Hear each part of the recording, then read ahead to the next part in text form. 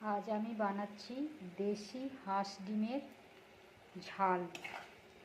এখানে প্রথমে ডিমগুলোকে সেদ্ধ করে ভেজে হাফ করে নিয়েছি। আর এখানে মশলা আমি কষাচ্ছি। এখানে মশলার মধ্যে আছে জিরে, ধনে, গোটা লঙ্কা বাটা, আদা রসুন পেঁয়াজ বাটা, টমেটো বাটা, পরিমাণ মতো নুন আর হলুদ।